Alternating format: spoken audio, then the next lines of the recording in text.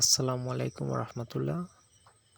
Technology with Arif ভাইয়ের পক্ষ থেকে সবাইকে জানাচ্ছি আন্তরিক শুভেচ্ছা ও অভিনন্দন।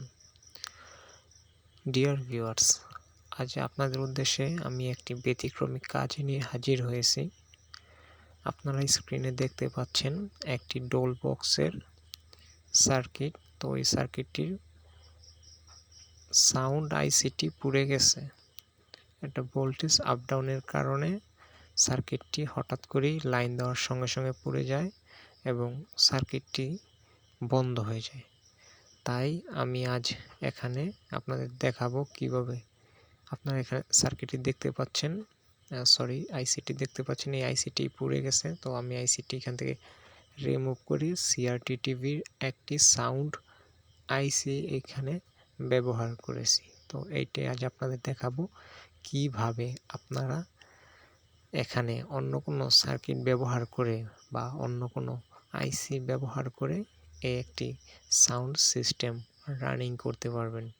তো বন্ধুরা, আপনারা দেখতে পাচ্ছেন এখানে আমার হাতে রয়েছে একটি সিআরটি টিভির বোর্ড। আমি মূলত বোর্ডটি গ্রাইন্ডিং মেশিন দিয়ে কেটে তারপর এখানে ব্যবহার করেছি।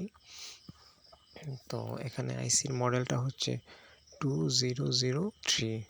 তো এটা সিআরটি টিভিতে ছিল, এখান থেকে কেটে আমি এখানে লাগিয়েছি।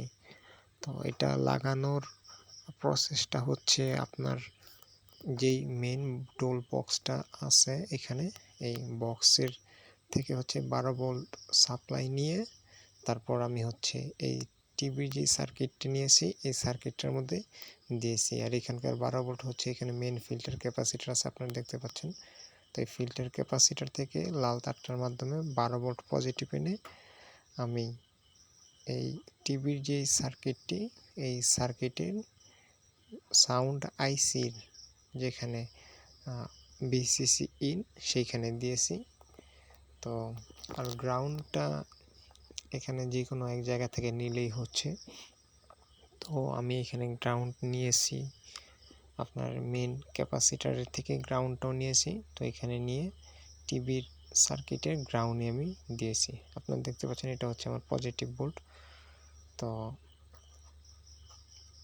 নেওয়ার পর এইখানে গ্রাউন্ড টিভির এই সার্কিটের যে কোনো জায়গায় গ্রাউন্ড দিলেই হয়। এখানে গ্রাউন্ডের আর তেমন কোনো বাধা নিষেধ নেই। আর অপরদিকে হচ্ছে অডিও আউটপুট। অডিও হচ্ছে, যেহেতু এখানে ডোল বক্সটা হচ্ছে ব্লুটুথ বক্স, তো ব্লুটুথ বক্সের যে অডিওটা আইসিতে ইনপুট হচ্ছে ওইখান থেকে আমি আউটপুটটি নিয়ে হচ্ছে টিভি সার্কিটের আইসির যেই পিনে হচ্ছে অডিওটা গ্রহণ করে এই পিনে আমি দিয়ে দিয়েছি। মূলত এই হচ্ছে এর মেকানিজম। এর উপর ভিত্তি করে এই সার্কিটটি রানিং হয়েছে। তো আমার কাছে অন্য কোনো ফোন ছিল না, যার কারণে আমি আপনাদের এটা এখানে রানিং করে দেখাতে পারিনি। তবে মূল বিষয়টি হচ্ছে এই। তো আপনারা আশা করি এইভাবে কাজ করলে আপনারা যে কোনো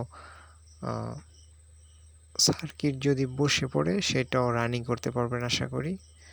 তো বন্ধুরা, আমি এই কাজটি করলাম এবং আপনাদের সামনে বিষয়টা তুলে ধরলাম। তো আশা করি আপনারা এর থেকে কিছুটা ধারণা পেয়েছেন। তো আমি যদি ওইভাবে ক্লিয়ারভাবে বোঝাতে নাও পারি আপনাদের, তাহলেও একটা ধারণা দিতে পারছি আশা করি। তো আপনারা যদি ভিডিওটা ভালো লাগে, মনে করেন কিছু শিখতে পেরেছেন, তাহলে অবশ্যই একটা লাইক করবেন এবং আমার চ্যানেলটা সাবস্ক্রাইব করবেন। এরপর নতুন কোনো আইডিয়া নিয়ে যেন আপনাদের সামনে হাজির হতে পারে এবং আমি নতুন কোনো আইডিয়া আনলে যেন আপনাদের কাছে সেটা পৌঁছায়। তো ধন্যবাদ বন্ধুরা, ভালো থাকবেন সবাই।